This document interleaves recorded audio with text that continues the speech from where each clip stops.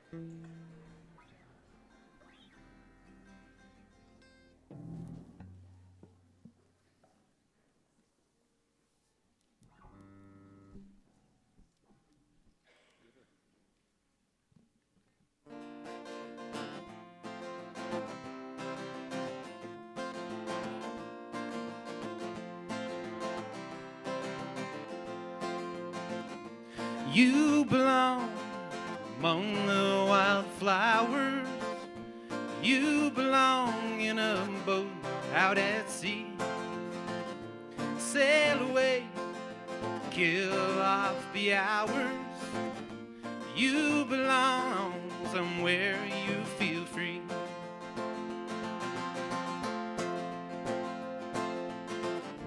Run away, find you a lover. Go away somewhere all bright and new. I have seen no other that compares with you. You belong among the wildflowers. You belong in a boat out at sea. You belong with your love on your arm. You belong somewhere you feel free.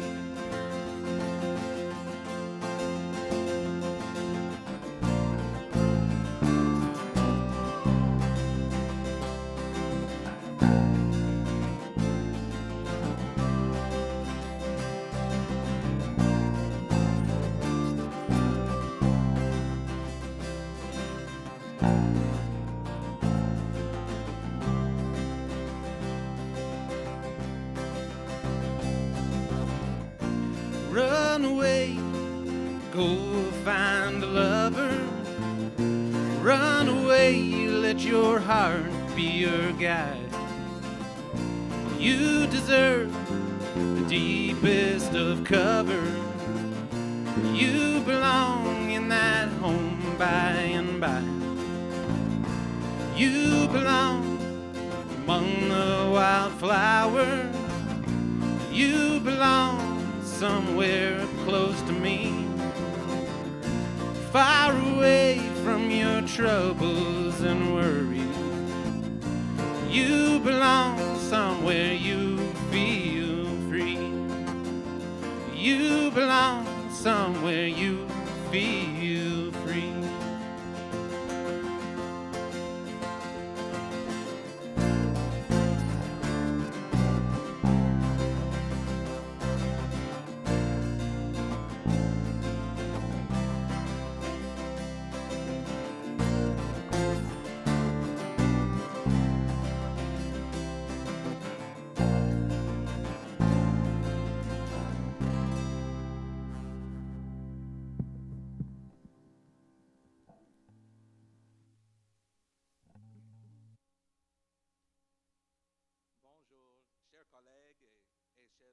Colleagues and friends, je m'appelle Adam Dodek et je suis le doyen de la faculté de droit section de common law.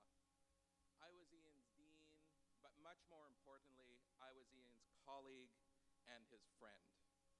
Notre communauté pleure la disparition de notre ami et collègue Ian. As we are all still mourning the loss of our friend and colleague, our hearts go out to Ian's family, especially to the love of Ian's life, Aaron, and his pride and joy. A human being who touched so many lives during his time here at the University of Ottawa and his time here on this earth. We are here over the next hour to celebrate Ian's life and his legacy, listen to music, and later share a slice of pizza. I'm not so sure what Ian would have thought about celebrating his life and legacy, but I'm pretty sure he would be okay with the music and definitely with the pizza. We're joined today by Ian's band, Caveat Rumpus, who you've heard playing Tom Petty's Wildflowers. The members of the band are Kirk Shannon on keyboards, wave, Sean Brown on guitar, Albert Chang on guitar and bass, Matt Johnson on bass and drums, Yuri Tessier-Stahl on trumpet, and Max Binney on vocals. Music was such an important part of Ian's life and of his teaching, and we appreciate that the members of Caveat Rumpus came here today to perform, and we'll hear more from them later. Today we will hear from Ian's colleagues, his former students, and others who worked with Ian. And we will also have 2 special video presentations. That's the plan for the next hour. Premièrement, je vous présenter le recteur de l'Université d'Ottawa, Monsieur Jacques Frémont. Monsieur le recteur.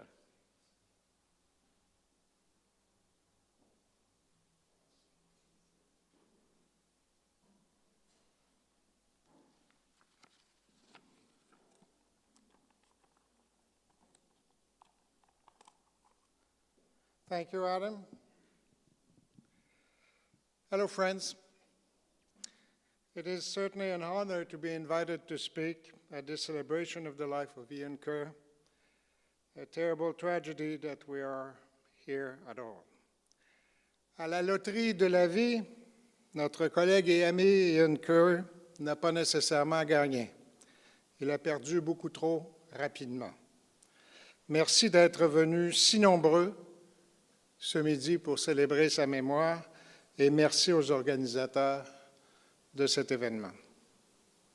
Whenever we gather for an important event like this, it is our custom to offer an Indigenous affirmation in support of reconciliation. Nous rendons hommage au peuple algonquin, gardien traditionnel de cette terre. Nous reconnaissons le lien sacré de longue date l'unissant à ce territoire qui demeure non cédé. Nous rendons également hommage à tous les peuples autochtones qui habitent Ottawa, qu'ils soient de la région ou d'ailleurs au Canada.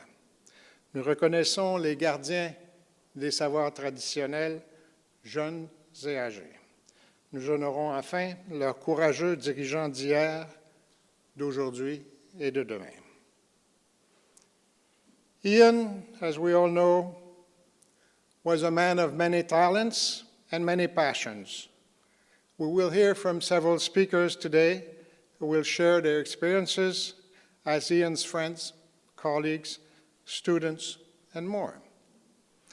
As rector, president of this university, and being a former dean of law faculty myself, I want to share my perspective on what was remarkable about Ian. Universities, and we don't often think about that, but we are communities of truly remarkable persons.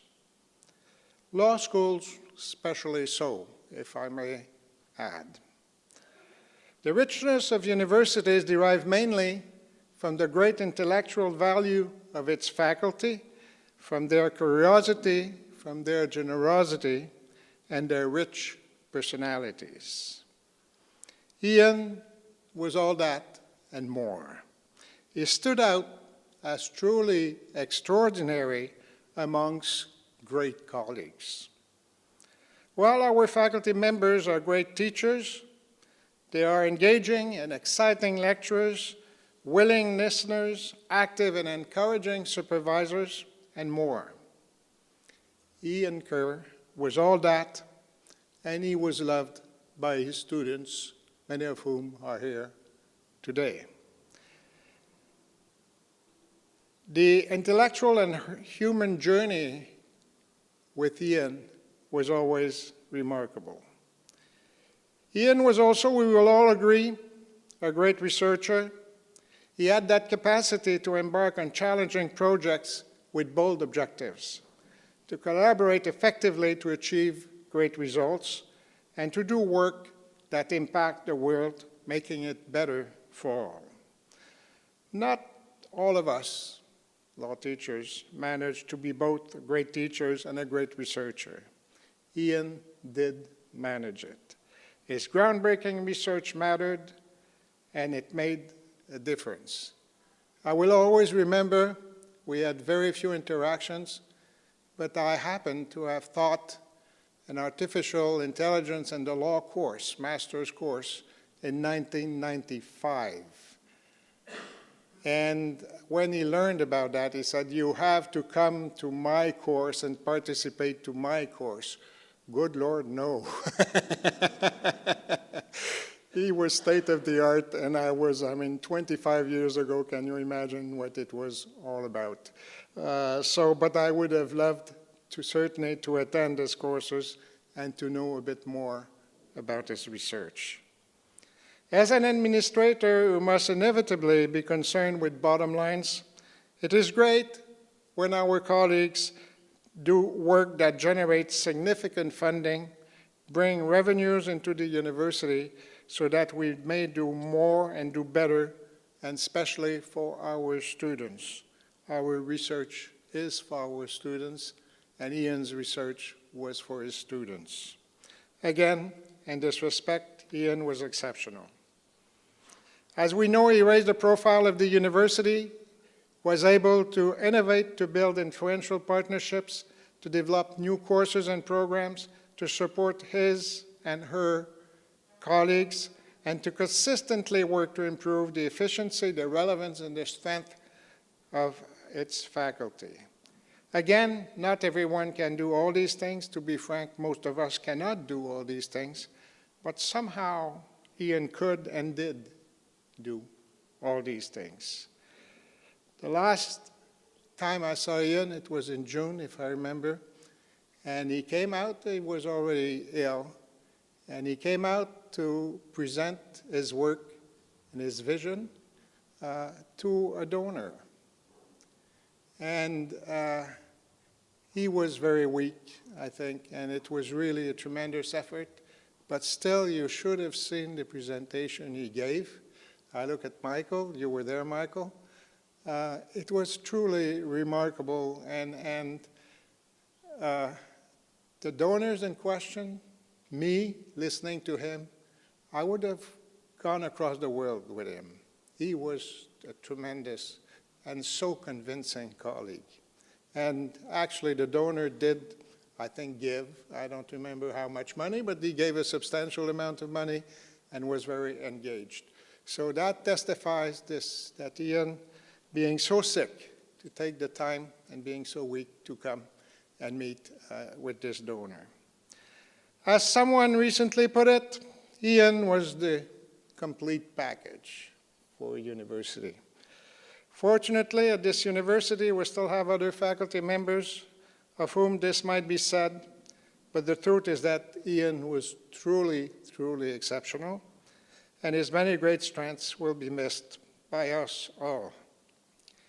Ian was, from my perspective, truly a model faculty member, which is one of the reasons we have established a university fund in his name, which you will hear a little more about later.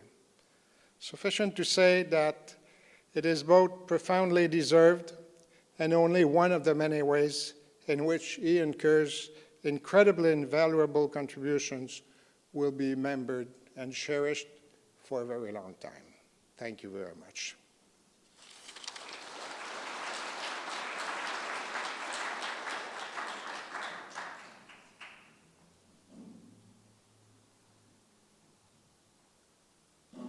There's now the first of two video presentations.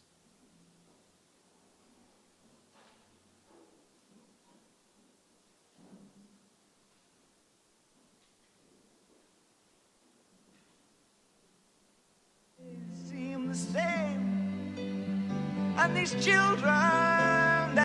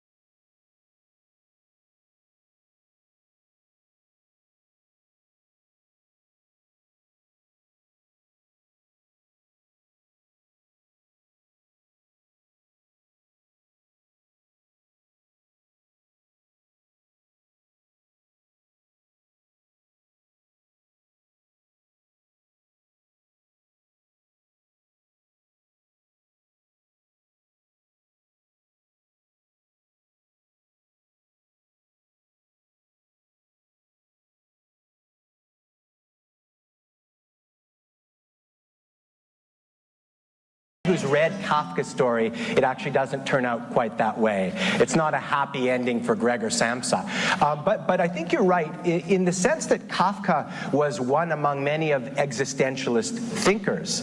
The existentialist part of this was that I don't have to be any one thing. And in the same way that I could have a huge transformation of the sort where I'm one day a traveling salesperson and the next day I'm a cockroach. In that same way, maybe I could be the butterfly instead. And I'm glad to sort of end this part of the discussion on that point, because first of all, what I think you will absolutely come to see is your study of law will be very much mirrored by the lenses not only through which you wear yourself in your everyday lives, but also through those who are filtering law to you through their lenses as well. And some people see the law through the lens of the butterfly, and some people see the law through the lens of the cockroach, and some see along a various continuum in between. But I think it's useful. The existentialist point here is that if there is no Archimedean anchor through which we can see the world only in one way, it opens up a range of options, some nice options, some not so nice options. So good to have that discussion, and I want to sort of carry it forward a little bit. We're obviously talking about, and I played some David Bowie at the outset of this, changes. Because yesterday, and I came to listen to him, the dean told you that your legal education is transformative. Use that word. And furthermore, I say, let's let the transformation begin, okay? Don't worry, it's not going to be reality TV, but I actually do want to have a participatory moment with you. I think we should all, as you're starting law school, it would be appropriate if we all together took what I think of as the nonconformist oath. So I'm going to say the pledge, and if you're participating, which I hope you all will, you'll repeat the pledge, and we'll all become nonconformists through taking this oath together. I promise to be different. I promise to be different. Excellent. I promise to be unique. I promise to be unique. Okay. I promise not to repeat things other people say. There's an irony in there that you can let percolate for a while. In any event, this is a pizza. This is a pizza on drugs. Actually, we had a lot of trouble representing the pizza on drugs, Elliot and I. I like how he took the liberty with the peace sign in the corner. We were looking for the beer goggles. We couldn't find them. In any event, that's a pizza on drugs. This is your legal education. Now, here's what happens, here's how I consume pizza. What happens when I consume pizza, I gobble it up and I'm very, very happy. But one of the things we'll start to think about, though, is what happens when you consume your legal education the way that I consume pizza, okay? Because it's very, very typical, and this is one of the points I want to touch on. People who are in my contracts class and Jane Bailey's contracts class are going to think about this question about how does consumerism in universities affect our education? And that's a really sort of important question. So your dean said to you that your teachers are here to serve you. After all, you pay good money to be here. He said you should expect a good education because you're paying all this money. And that sort of typifies, for me, learning the law in an age of academic consumerism. I'm not going to go into a big, long tirade about that. As I say, at least about 150 of us will consider this question together alongside of some readings.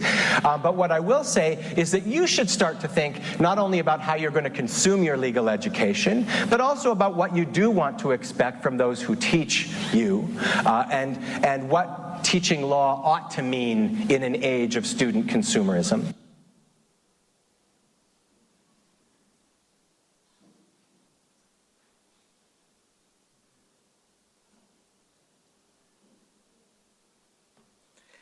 Merci. Maintenant, je vous présenter la Dr. Mona Nemer. Dr. Nemer is Canada's Chief Science Advisor. She's the first person ever to hold this position. And before she was appointed as Canada's Chief Science Advisor in September 2017, she was the Vice President Research here at the University of Ottawa, and it is a pleasure to welcome her back to the University of Ottawa today. Madame Nemer.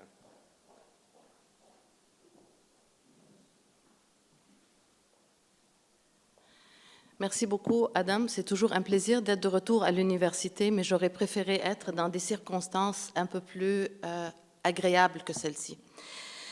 Alors, comme vous tous, j'ai appris avec une tristesse immense la disparition de mon cher collègue Ian Kerr. And I don't know where to start, but the video that you just saw, I was never actually lucky enough to take a course with Ian, but I had private tutoring from him that were along those lines. So he made it a point to explain to the Vice President Research, all the importance actually of interdisciplinarity, of the societal impacts of technology. And Erin and Ruby, I never met you. I see you today for the first time. But Ian always talked about you. The last exchange I had with him by email, actually in June, he told me that he had good days and bad days. On good days, he could work, but his priority was actually spending time with you and getting better for all of us. So I cannot tell you how much I feel for your loss. The first time I heard actually about Ian Kerr, for those who don't know my background, I'm a professor of medicine, so I'm very far away from the law. When I was appointed Vice President Research, and I want to salute the person who actually hired me and the person who also hired Ian Kerr, Gilles Patry, who's with us today, as well as the Dean, Bruce Feldhusen, who's sitting with us as well. So when my appointment was announced, I received this strange congratulatory email from someone from the University of Ottawa, not from the Faculty of Medicine, not from the Faculty of Science, where I knew few people, but from the Faculty of Law, saying, congratulations, and something along the line, I can hardly wait till you get here because we have a lot of, things we need to work on. And then it was signed, Ian, with all these sort of funny characters. I don't know if someone has the code for these characters. I reviewed some of his emails this morning, and they change. They're not always the same, but they're always strange characters. So I'm going, what's that? Sure enough, a few months later, when I arrived on campus, I don't remember very well the occasion, if it was a lecture series, if it was the rector's series or something like this, but he was giving this lecture in a large auditorium, and he was talking about implantable and robots, and I thought, you could swear that you're in some, advanced James Bond movie. Well, the reality is, Ian was talking about the ethics, the legal implications, the societal aspects of robotics, of artificial intelligence. Back in, actually, I found one email that he had sent me about a paper he wrote on nanotechnology. In 2000, 2001 on, when the topic had not captured the imagination of probably anybody outside the Faculty of Engineering or the Department of Computer Science.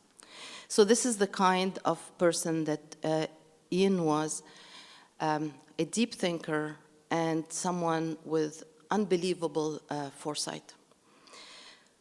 I was very fortunate after that to work with Ian, and every time Ian asked to come and see me, it was actually for other people.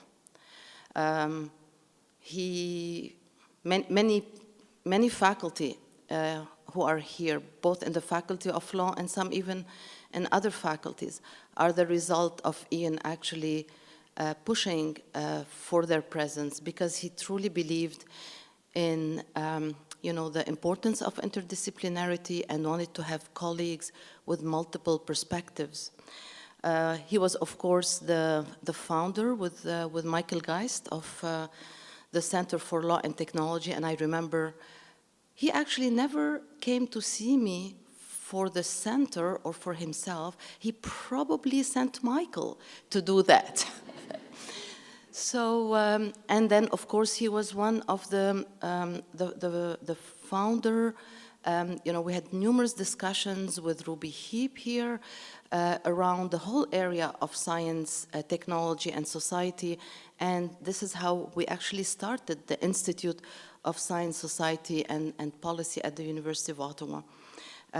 He pushed to have ethics and robotics at the Faculty of Engineering. He was an active member of the of research and numerous networks, including in health and technology.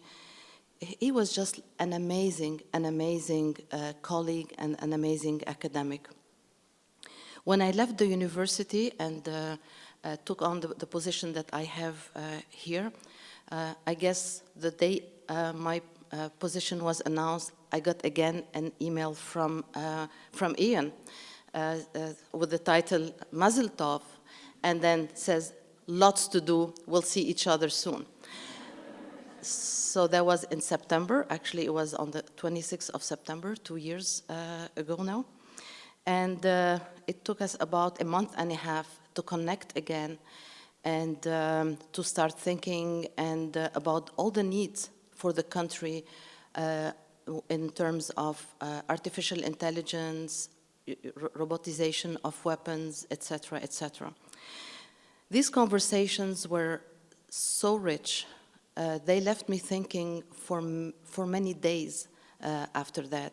And I can't say, so much of most of my conversations, even with my dearest colleagues. Ian was very, very special. So we tried to get him to actually be the lead on the CFAR initiative for AI and ethics. It was the only thing that I ever asked him to do, and he declined, because he said that he had promised to go to France for his sabbatical, and he was going to do it, and he had other projects, including a book, and he recited the whole list of things which were way too much for a sabbatical, in my opinion. But of course, he said, if I can be of help, I'll do it. And a few months later, I asked him if he would be part of the Government of Canada Advisory Committee on Artificial Intelligence. And he was, he accepted, and I was just so delighted about this. So it gave me another opportunity to work with Ian.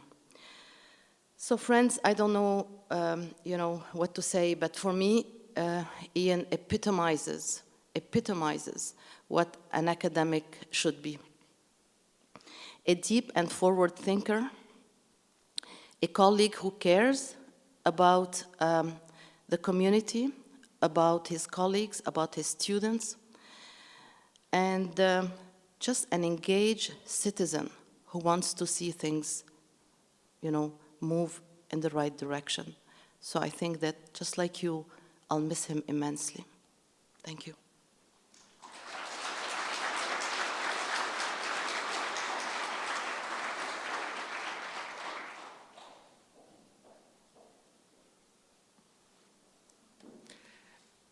Maintenant, je vous présente Maître Chantal Bernier. Madame Bernier heads the Canadian Privacy and Cybersecurity Practice for the law firm of Dentons. Before that, she led the Privacy Commissioner of Canada for nearly 6 years as Interim Privacy Commissioner and as Assistant Privacy Commissioner. Madame Bernier.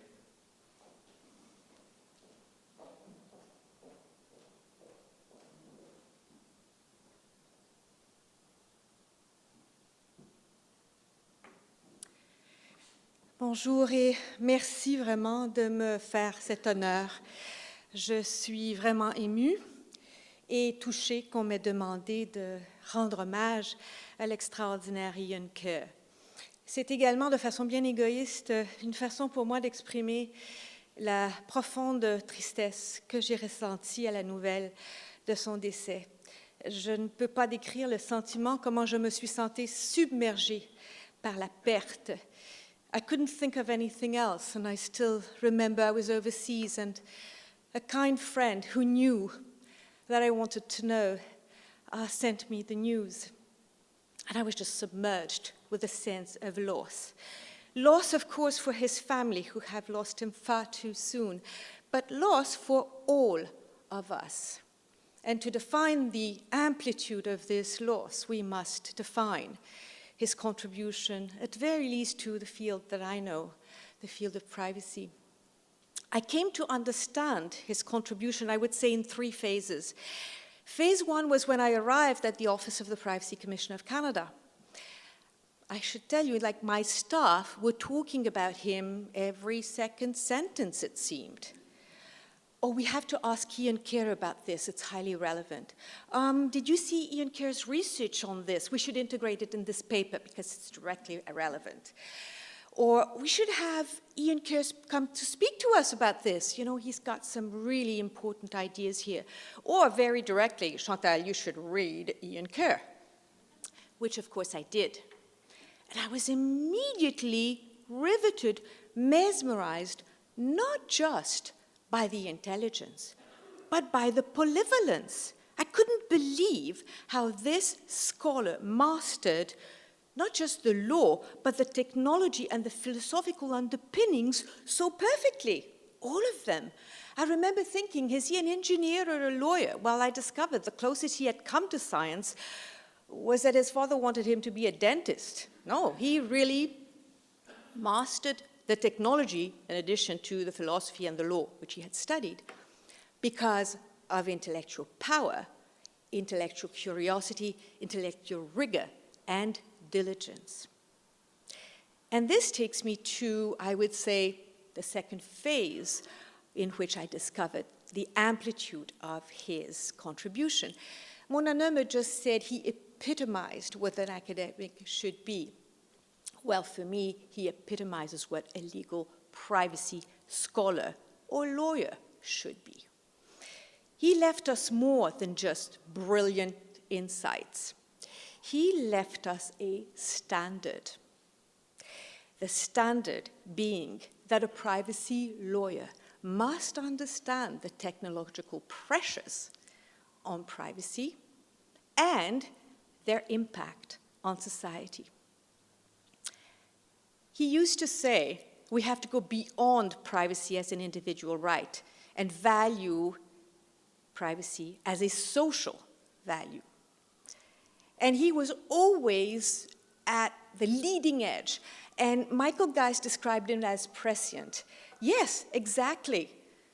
He could project into the future. He used to say, if it's current technology, it's already out of date. So that he also taught us how we have to go and always project to the future to truly comprehend the impact in law, if nothing else, as it is our field. And so I have to confess that Ian definitely lives on with me, because when I have a file where the technology is really, really complicated, I'll admit there's a little devil on one shoulder that makes me want to say, you know, you're the lawyer on the file. You know, you don't have to go into all this technology stuff. And then I think of Ian. And no. Ian would be diligent.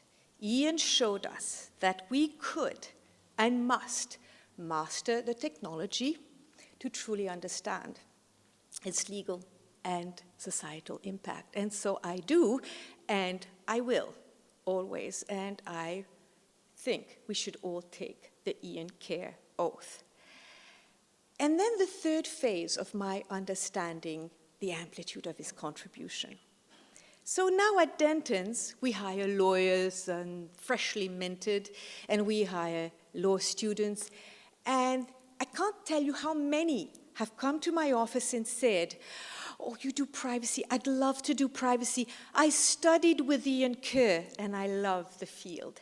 And in their eyes, I see the flame that Ian has lit.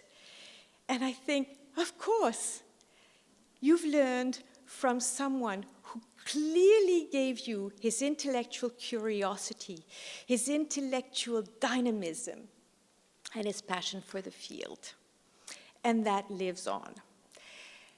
I believe also, as Michael has said in his homage to him, which was truly moving and apt, that we must go beyond remembering Ian's amazing intellectual achievements to equally remember Ian's amazing personality.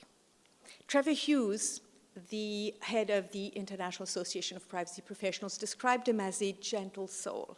How apt. I hope that as we take the Ian Kerr oath, we also remember the beauty of a great mind with a kind heart. And this is how Ian Kerr, certainly for me, and I hope for all of you, lives on. Merci beaucoup. Thank you.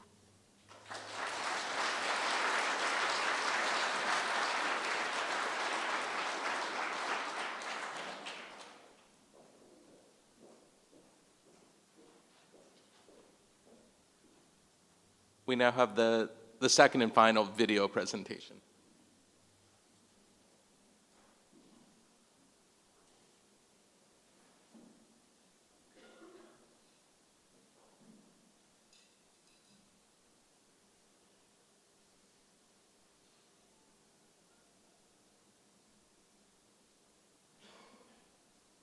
So I want to use our remaining time to just give you, I guess, what some people have called my Kerrisms, but I've just picked 6 different points.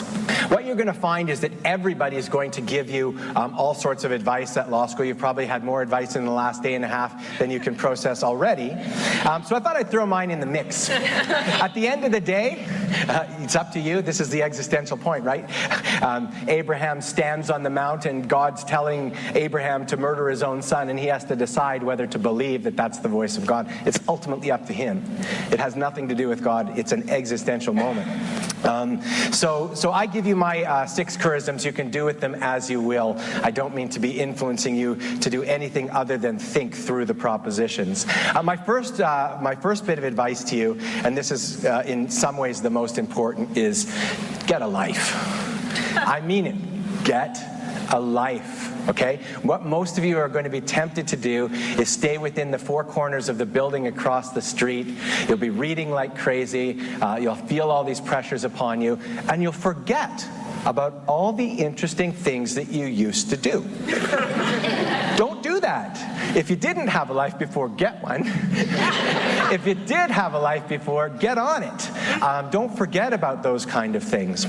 It is very easy to be consumed by law school, and that will have ultimate implications for you on the identity questions in a particular way. So I just really counsel you to stay serious about remembering your core values, why you are here. Keep that life that you've already got is really what I'm trying to say here. My second piece of advice to you will sound strange to you, coming from a professor who actually hopes to both inspire and demand excellence from you. And that is, my second advice to you is waste time. Waste time. I'm going to read you a little passage from what was an op-ed piece from a couple of years ago now by one of my favorite authors. His name is Alan Lightman. He gave an address at the University of Toronto and then turned it into an op-ed that was called Prisoners of the Wired World.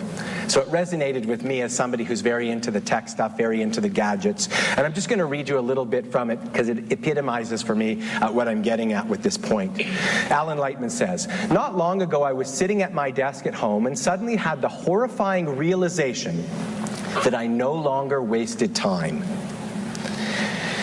It was one of those rare moments when the mind is able to slip out of itself, to gaze down on its convoluted gray mass from above and see what is actually going on. And what I discovered in that flicker of heightened awareness was this. From the instant I opened my eyes in the morning until I turned out the lights at night, I am at work on some project. If I have hours, I can work on my laptop, on an article or a book. If I have only a few minutes, I can answer an email. Only a few seconds, I can check telephone messages. Unconsciously, without thinking about it, I've subdivided my waking day into smaller and smaller units of efficient time use until there's no fat left on the bone, no breathing space remaining. I hardly ever give my mind permission to take recess, to go outdoors and play. What have I become? A robot? A cog in a wheel? A unit of efficiency myself? I can remember a time when I did not live this way. I can remember those days of my childhood, when I walked home from school by myself and would take long detours through the woods. With the silence broken only by the sound of my own footsteps, I would sit on the banks of Cornfield Pond and waste hours watching tadpoles in the shallows or the sway of water grasses in the wind. My mind meandered. I thought about what I wanted for dinner that night, whether God was a man or a woman, whether tadpoles knew that they were destined to become frogs, what it would feel like to be dead, what I wanted to be when I became a man, the fresh bruise on my knee, and when the light finally began fading, I wandered home. I ask myself, what happened to those careless, wasteful hours at the pond? Has the world changed or just me? Of course, part of the answer, perhaps a large part, is that I simply grew up.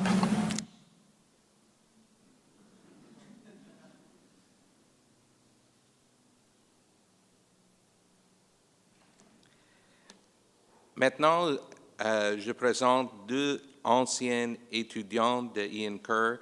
I now present two of Ian's former students, Professor Jason Miller, who holds a Canada Research Chair in the Ethical Engineering of Robotics and AI here at the Faculty of Engineering, and Katie Szilagyi, who is a PhD candidate and part-time professor at the Faculty of Law. A third student, who you see, Kristen Thomason, the Faculty of Law at the University of Windsor, was also supposed to be here, but unfortunately she's ill today and couldn't make it.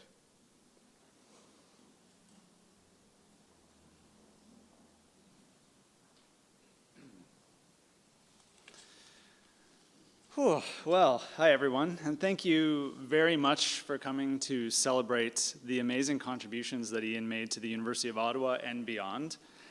We've heard so many wonderful things about Ian so far, really heartfelt and touching. I'm having a hard time holding it together myself. But thank you everyone for sharing those stories with us today. So my name is Jason Miller. I'm a professor, as you heard, here at the University of Ottawa in the Faculty of Engineering, and so you might be wondering why I'm up here helping to speak on behalf of the many students that Ian had over the years. It might be more confusing when I tell you that I never once took one of Ian's classes. I didn't go to law school. People mistake me as a lawyer all the time. You must be wondering, why is this guy up here? So I'll start with a story. This will explain things, I think. So I became Ian's student in 2004. Very shortly after deciding to leave a career in engineering to come back to school full-time to study philosophy, of all things. My wife and I had been in Ottawa for a few years. We had our first baby on the way. We'd recently gotten married and bought our first house. I was making good money, but I'd also been taking night classes in philosophy, and I'd fallen in love with it. During my first semester here, a friend told me about this law professor who was looking for students for some sort of research he was doing on technology and privacy. I really had no idea what this meant. I had no idea. I'd never done academic research, never worked with a prof, but I had a sense that if I wanted to make my crazy project work over the long term, I was going to have to figure all this stuff out somehow. So I wrote him an email. And the email went something like this. I still remember it. He says he had it, but it said, "Dear Professor Kerr, I'm an engineer, but I'm back in school studying philosophy. I'd love to volunteer on your project for the summer." I had no idea what it was. "Here's my transcript and my CV." Figured those were good selling points. "Looking forward to hearing back from you." I heard back from him almost immediately. For those of you who know Ian, he was very good at answering emails quickly. I think it was one of his greatest qualities, something that I certainly struggle with. His response went something like this, typical Ian. "Dear Jason, fantastic! I'm on sabbatical in Barcelona, but you should meet me in Washington, D.C. in a couple of weeks. I'll be there for a conference. You can drive down with my students. I'll put you up in a hotel. Go to my lab on campus. My students will be expecting you." I think it was Marina that I went and met that day. So at the time, my brand new daughter, Rachel, was 2 weeks old when I sent that email. I somehow convinced my wife that I needed to go to DC for a week. She was delirious from sleep deprivation, so she agreed. And quite honestly, that changed my life. Ian did something unusual, but very typically Ian. He took a risk. He operated differently, generally. He took the nonconformists pledge very seriously. He lived by it. Describe it how you will, but he immediately hired me on as a research assistant after meeting me very briefly in Washington, D.C. He eventually supervised my master's thesis here at the university. When I went to Queens, I continued working with him throughout my PhD. I did a postdoc with him. We researched together. We wrote together. We developed courses together. We traveled to conferences. We taught together. We became friends. We ate pizza. We played music. He is literally the only person who could ever convince me to go to a Rush concert. I did that once.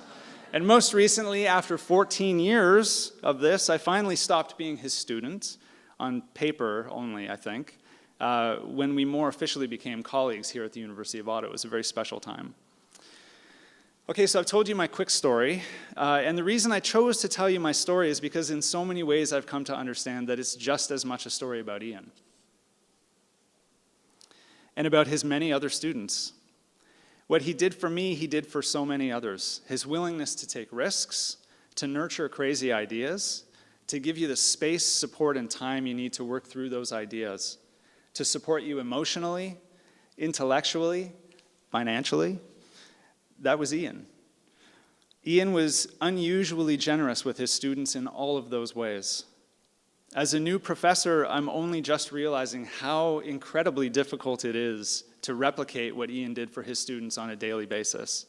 And that absolutely speaks to his unique qualities and contributions, not just as an academic, but as a person. And to be clear, Ian did not distinguish between the two. So one other quick story and then a quote from Socrates. A couple of years ago, I had a memorable conversation with Ian while sitting in his office, surrounded by his many little robots that you saw on the screen, many of those gifts from other adoring students. He told me he felt there were two kinds of academics. The first kind, he said, spent most of their time cultivating a team of research assistants and grad students to get the work done, never really taking the time to dive deep into the ideas behind the work. He felt like he had become this first type of academic, and he expressed a deep longing to get back to being the other kind of academic, who he described as someone who thinks deeply about the ideas and takes a more hands-on approach to the work. I listened and I walked away convinced that his worries were much ado about nothing, that he was having a kind of grass is greener on the other side moment. And I think I can explain it this way. So in Plato's Republic, Socrates is thinking deeply about how to build the best society, a just society.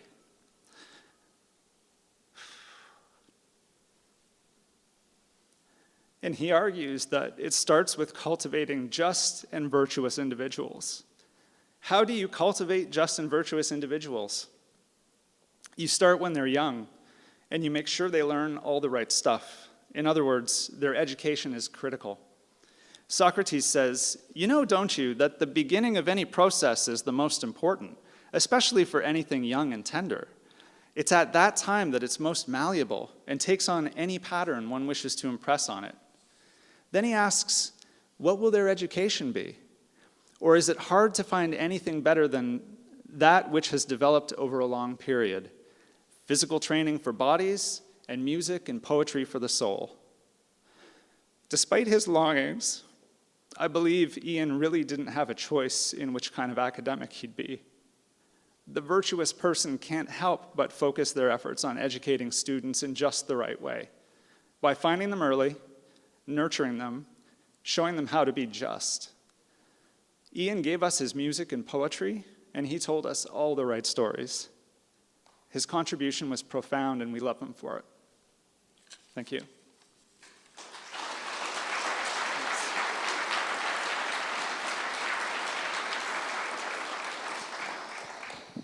So my name is Szilagyi. Ian was my mentor, my doctoral supervisor, my friend. He was my chosen parent. But more than anything, he was my teacher, and I was his student. And actually, I shouldn't say was. I am his student because he is still teaching me things, and he always will. So if you know me, or if I was your contracts professor, you know that I am not often at a loss for words. I see you.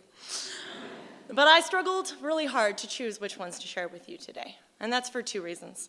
First, because I should be sharing this stage this morning with Kristen Thomason, who's one of my very best friends, someone I met only because Ian hired both of us to work for him, and she would very much like to be here today, but she can't. And second, because as Nietzsche cautions us, if you gaze too long into the abyss gazes right back into you. And the space that Ian occupied, his magnanimous, incendiary presence, in my life and in the life of the people who loved him, still feels very much like an abyss. But if Ian were here, he would remind me that that quote with the famous bit about the abyss, it keeps going, not only to say that you should not battle too long with monsters, let you yourself become a monster, but then goes on to remind us, is not life 100 times too short to bore ourselves? And so I sat down at my table and I waged war against the world. I put World Leader Pretend by REM on repeat, and I came up with a few short stories. So I met Ian for the first time at law school orientation about 10 years ago in 2009. I was fresh out of Winnipeg, I had bright pink hair, and I was terrified.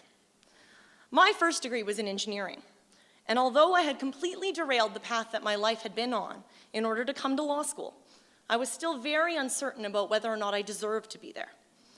I had this idea that everyone around me was better read than I was, more literary, smarter, because they had these fancy liberal arts degrees, and I had this useless engineering degree. But I knew that there was an emerging technology group at the University of Ottawa, and I was going to go there and I was going to find this guy called Michael Geist, who studied copyright law and was getting a lot of press on the topic at the time. So the first day was completely overwhelming. I felt like everybody was interviewing me to find out how smart I was and whether I should be part of their study group. I went home disillusioned, and I returned reluctantly the second day. Had I made a mistake? I filtered into the big lecture hall in FTX 147 for some kind of keynote address. Some youngish prof in a t-shirt was up at the front, and he launched into a lecture about Franz Kafka and the Metamorphosis. You guys just saw the clip, and you'll know that even if you never saw him speak, Ian was spellbinding as a lecturer. I didn't hear a word. I was too busy having this quiet panic attack inside my head. Kafka? Was I supposed to have read Kafka? Has everybody else here but me read Kafka? I probably spent the first 30 minutes panicking about this failure. But then something happened. The lecture changed gears. He put on a song, Dancing Nancy's, by the Dave Matthews Band, which was and remains one of my very favorites. But it wasn't even that I liked the song. It was just the audacity of this guy. Dancing Nancy's is more than 6 minutes long. He didn't play an excerpt. He just sat there, played the whole thing, while people became increasingly uncomfortable. All of these overeager first-year students. And when he finally got up to speak, it was to lead a discussion that dug into the discomfort. Why did I play this, he asked. What does it mean? What does any of it mean? Who are we anyway? Could we have been anyone other than us? It was so perfectly Ian, this capacity for lateral thinking, for drawing academic inspiration from unlikely sources, for mining discomfort for palpable life lessons. And so we all have these seemingly innocuous moments that change our lives forever. That was my metamorphosis. Like Gregor Samsa, I was transformed. I went home that night. I Googled this Ian Kerr character. I discovered that we had both studied the sciences but harbored secret loves for philosophy. I marched up to him that evening at the reception at the Chateau Laurier and introduced myself. I forgot all about that Michael Geist guy in copyright law. Sorry. And my life has never been the same. Ian opened my life up to wonder, to possibility, and great ideas. He was resolute in his belief that I should become an academic, and although I resisted him for many years, he never gave up on me. When I finally did come back, he was so excited to co-teach contracts together, to choose the music to begin class, to script witty dialogue. He wanted to coordinate outfits for the first day of school. Calling his bluff, I insisted on wearing this silver onesie. He did manage to find a gray Lord Denning t-shirt. It kind of worked. After one particularly enjoyable class, I felt like I'd really found my stride. I was doing something I could be proud of for a change. I wrote to him and I said, I'm on cloud 9 right now. Is this how people feel when they actually like their job? I thanked him profusely for leading me down this path. He replied, let's be honest, Katie, for both of us, this is just a vehicle for comedy. And there's more, right? Like there's the work and there's the collaboration, the positive reinforcement, the community of researchers and friends. There's the trips we went on, the papers we wrote, immeasurable kindness, the inspiring feeling of feeling like the person that you were interacting with had spent time and energy thinking about what they wanted their life to look like and then taken steps to live it in precisely that fashion. And I'm not saying Ian was perfect or that he didn't make mistakes or that he didn't regularly overschedule himself or that he ever proofread any of the text messages that he would dictate to Siri and then he would send them to you, leaving you to read them aloud to try to decipher what he said. But anyone who knew Ian will know that he had this immense capacity to hold space, to make you feel like you were the most important person in the world for the moments that you held his attention. His kindness gave you the courage to be kind to yourself, and his unwavering faith in you was so powerful that he could imbue you with it. Suddenly, you felt like you had faith in yourself too, even when you really didn't. In the aftermath of his illness and passing, I've been struck by the outpouring of emotion and tributes from people who knew him, even briefly, for a lecture or a class or at a conference. And it's a weird thing to grieve someone that you knew really well, who is also a little bit famous. It's an even weirder thing to try to distill the essence of someone whose essential nature was to be kind and giving and inspire confidence in others. Because then, awkwardly, when you try to talk about them, you end up talking about yourself. Somebody asked me the other day, they said, "How do you think he did that? How did he make people feel that way?" And I thought about it for a long time. And I think fundamentally, it comes down to this deep sense of gratitude that he had for being alive, for the opportunity to spend his life first finding his gift and then giving it away. Somehow, with some colossal intellectual effort, he had internalized this belief that the universe owed him nothing, that that obligation went only in one direction. I think about this all the time, particularly when I think about the value of education and the serious business of teaching people how to think. One of the first projects that Kristen and I and our third musketeer, Cindy, completed for Ian was a thorough review of Facebook's privacy settings. This was in 2010, long before Cambridge Analytica catapulted privacy settings into the mainstream. Weirdly, although we were learning about the dangers of the platform, we were using it more and more. We were living our lives there, playing out our friendships and our roles, students and teachers. One day, I updated my Facebook status to read, "People are always saying you should be yourself, like yourself is this definite thing, like a toaster, like you know what it is even." Ian replied, "It's not so much that you should be yourself, but that you should become who you are. P.S. A toaster is not a definite thing." Leaving the toaster metaphysics aside, this is the lesson that I think Ian's legacy leaves us with, that we should all strive to become who we are.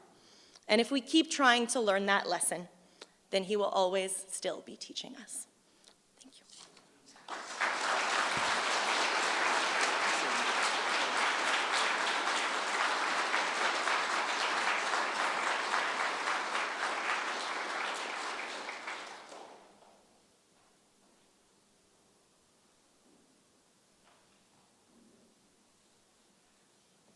Our final speaker this afternoon is Professor Michael Geist.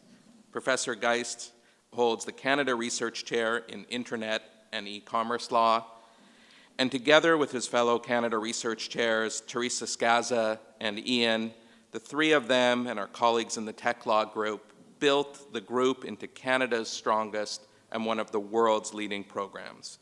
Over the course of 2 decades, Michael and Ian forged a special partnership and friendship.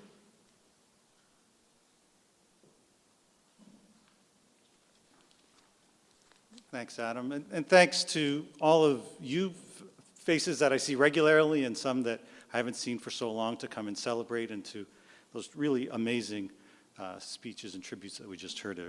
It's phenomenal. Now, as many of you will know, and as you've already heard, after Ian passed away last month, I published a tribute to him, and I created a podcast that featured some of his committee, media, and conference appearances. My hope was pretty simple. I wanted to convey to the world how I saw my friend and law school partner of nearly 20 years.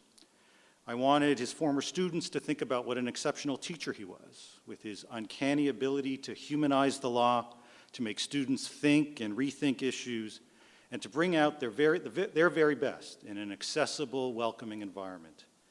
I wanted people to remember that Ian was writing and thinking about machines and robots and AI years before those issues hit the mainstream. I wanted to share his remarkable leadership and vision for creating the world-class law and technology program that I think we have here at the University of Ottawa, the research initiatives like ID Trail, and the innovative cross-cultural educational programs like TechnoRico. I wanted policymakers and politicians to reflect on his commitment to reform and his willingness to speak truth to power, his campaign against killer robots, his appearances before the Standing Committee at the House of Commons on Ethics and Privacy, focusing on privacy, the keynote addresses from around the world, and his scholarship that was bursting with recommendations and policy proposals, many of which would ultimately make their way into the law. I wanted everyone to smile when they thought about Ian, whether about his love for music, his drumming, his challahs, his robots, his pizza, and his bets that invariably involved pizza. Most of all, I wanted to bring to the fore Ian's warmth, his generosity, the mentorship that we just saw on display just a moment ago, his collaborative spirit, his genuine love for his colleagues, his students, and his family. But what I didn't count on, which I have to admit I didn't even think about, were the responses that would follow. I guess I saw and experienced a part of Ian, just a part. And in fact, I have to admit that there were moments in our relationship that I'd largely forgotten and only came back in the days and weeks after he passed. The joint conference travels around the world, the fundraising road shows with Dean Bruce Feldhusen and Vincent Gautret, who's here, as we set about to convince Canada's leading law firms that there was the possibility of creating a tech law center at the University of Ottawa. The speech that many years ago he delivered on my behalf for an award that I'd won, and I must admit I racked my brain and I still can't remember what the award was for, but I remember the speech. I remember his support for grant applications, on grad student reviews, on course development and advocacy strategy, and the list goes on and on and on.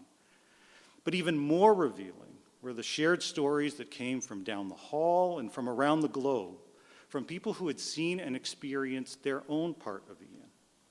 There was the Supreme Court justices, that's justices plural, who spoke of Ian's brilliance and impact on the profession. The government ministers who spoke of their admiration for Ian's brilliance and his impact on the profession.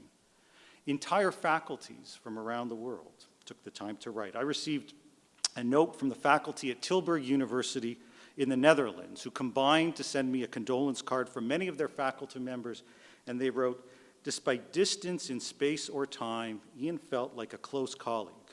One of our most cherished memories in academic life is an identity trail workshop Ian co-organized with research groups from Ottawa, Bologna, and Tilburg, involving deep discussions of identity, privacy, and life in a beautiful open-air setting on a hill near Bologna." There were many of these kinds of communities, and many communities who saw Ian as one of theirs and mourned his loss. These included the global privacy community, as Chantal mentioned, the global advocacy community around killer robots, and the global AI and robot law community. In each case, superstars in the field who felt a deep kinship with Ian and lamented the enormity of his absence. Closer to home, there was the colleague who told me that Ian was the reason they joined the faculty and moved to Ottawa. The many students, some now professors around the world, who said that he was the reason that they'd come to law school. Similarly, the many students who emphasized his impact once they were at law school.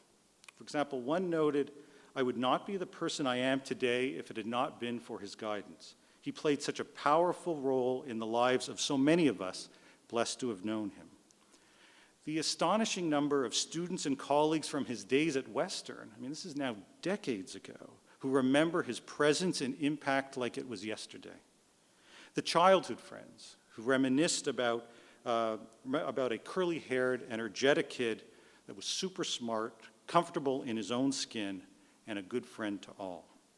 The academics who credited Ian with being an inspiration, noting that he was the first to give them the confidence and the freedom to chart their own path and to be themselves. The professor who, when asked to name the kindest person that they knew on Twitter, said it would have been Ian. Another professor who, upon being congratulated for winning one of the biggest awards you can get, wrote back to me and said that they'd wish they could tell our Ian. The numerous colleagues that talked about Ian's incredible mentorship, whether assisting junior faculty on their arrival at the law school, more senior ones navigate through the tenure and promotion process, and well-established faculty members who regularly relied on Ian for guidance, advice, and support. One person noted that Ian had a limitless ability to connect. He seemed to have a different set of inside jokes with each of us. Indeed, it was that deep personal connection that he had with so many people that I think have left so many feeling gratitude for the privilege of having known him, but also the aching sadness that he's gone. In my own case, I think back to a November 2001 conference that was hosted by Duke University on the public domain. This was the first conference, I think, that Ian and I had traveled together to, and it was the first of many such opportunities, but it's one that sticks with me. I think it was a heady time for us. We were a couple of pretty young profs, and we were amidst many of the stars at the time in the field. But what I remember most about the event was sitting together during one of the lectures, listening intently, but also watching two students who were directly in the row in front of us, who were also listening, but at the same time they had their computers out, and they were clearly multitasking, primarily chatting back and forth to one another without the need to whisper to each other. Now, I recognize that this sounds completely unremarkable by today's standards. I mean, this is what takes place in our classrooms all the time. It might be taking place in this room right now. And I know it takes place in my car when I'm driving my daughter and her friends around to different places. But at the time, we were truly amazed by seeing this kind of quiet, seemingly unending electronic conversation take place. Now, we would ultimately emulate that approach, regularly chatting back and forth in meetings and invariably turning to one another when some new development would strike. I can't tell you the number of times over the last number of weeks where I've seen something on the news or on Twitter or in an email, and my first instinct is to think to send it to Ian for his reaction. Each time I have to catch myself and be reminded yet again that I can't do that anymore, that our non-ending conversation actually has come to an end. And so this is really hard. It's really hard, I think, for everybody here. During some of those hardest moments, rather than thinking of the loss, I've tried hard to think more positively about Ian's legacy. Now, we talk about legacy in several different ways. Today's event, obviously, is a celebration of his legacy, and you've already heard about his contributions to science, to privacy, to the university, to his students, and to his colleagues. Now, sometimes the legacy speaks to his incredible family and his impact on the lives of so many. I know that it's hard, but I found comfort in thinking about that legacy, and I must say that I've lost count in the number of times that I've read and reread the comments online and in emails, or watched and rewatched some of the speeches, particularly those where he speaks proudly about Aaron and Ruby and brings his family so much into his discussion as he shared with others.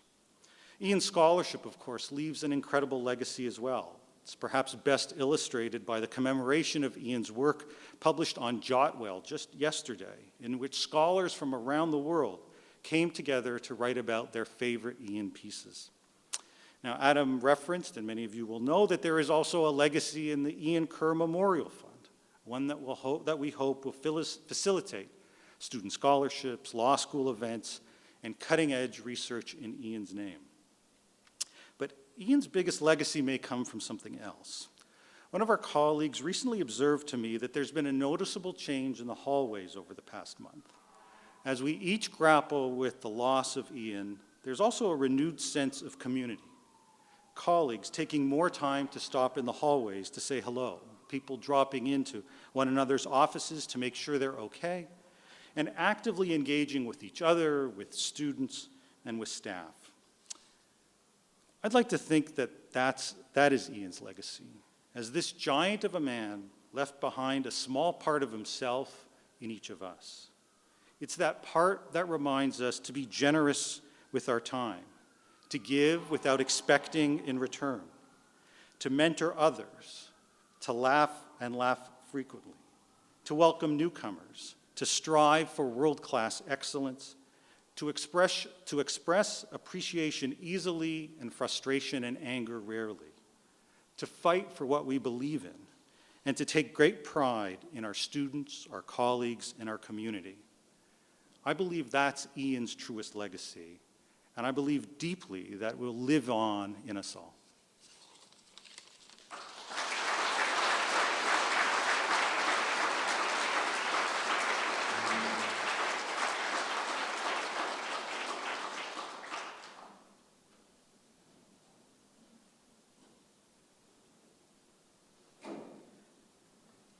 As we're approaching the end of the program, I'd now like to invite the band to come back on stage. As you heard from Michael, since Ian's passing on August 27th, friends and colleagues across Canada, in the US, and around the world have reached out to us with a desire to honor Ian's legacy. And to this end, we established the Ian R. Kerr Memorial Fund, which will support scholarships, fellowships, and initiatives in the fields of technology, law, ethics, and policy. As you've heard today, Ian was always thinking about ways to support his students. And as I think about Ian, my colleague and friend, I think that the word that encapsulates him, we heard about his scholarship, we heard about his collegiality, we heard about his teaching. At his essence, Ian was a teacher, and we were all his students. And it's so fitting that his commitment to his students will carry on even after his death. You can find more information about the fund on your way out and on the website for the Center for Law, Technology, and Society. I don't know what Ian would have thought about all of the tributes today. But when I think about reflecting on the video and his injunction to us to get a life and to waste time, I can't help but thinking, what an incredible life he lived, how much we learned from him. He may have thought he was wasting time, but as well as I knew him, I can't think of anyone else I know who gave everything of himself to his family, but also gave everything of himself to his community, to his friends, to his students, to the university, to the broader community. I think he would have scoffed at all of this attention. He would have mocked it. He would have mocked himself. But I'm quite sure that he would be okay with how we'll end things today, with his band, with music, and with some pizza. So I'm going to turn things over to the band in 1 minute to end things, but I want to thank you all for coming. Say merci à tous et à toutes, et au revoir à notre ami, shalom, and farewell. And with that, I turn the microphone back over to Caveat Rumpus to end the program.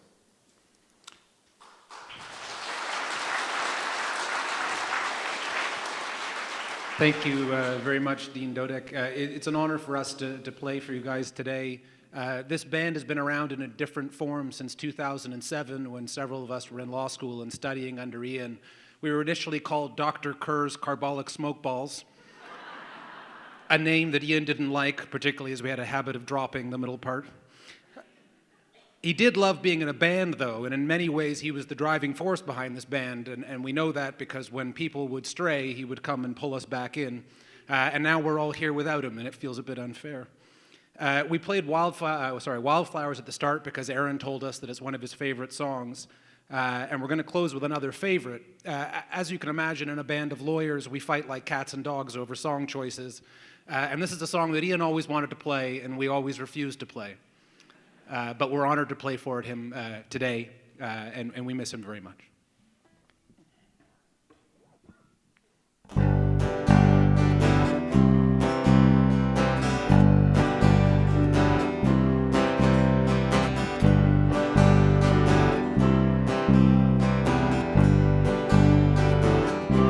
as I walk through this wicked world, searching for light in the darkness of insanity. I ask myself, is all hope lost? Is there only pain and hatred, misery? Yeah, and each time I feel like this inside, there's one thing I want to know. What's so funny about peace, love, and understanding? Yeah! What's so funny about peace, love, and understanding?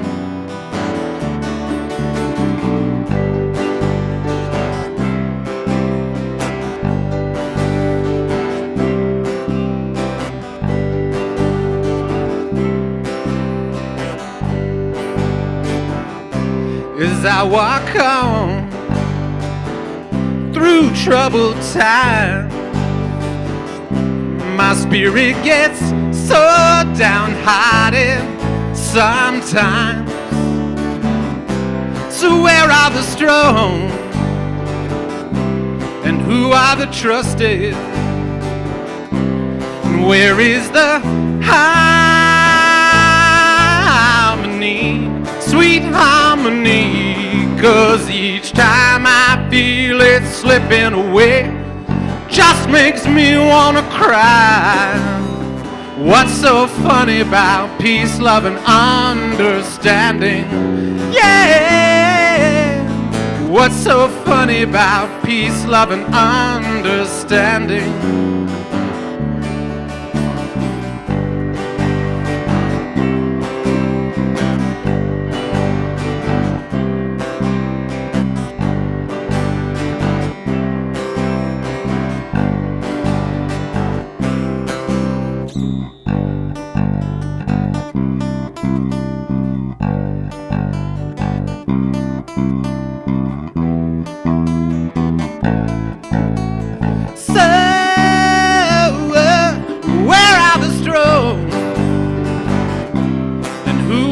Trusted. Where is the harmony, sweet harmony? 'Cause each time I feel it slipping away, just makes me wanna cry. What's so funny about peace, love, and understanding? Hey! What's so funny about peace, love, and understanding? Whoa! What's so funny about peace, love, and understanding?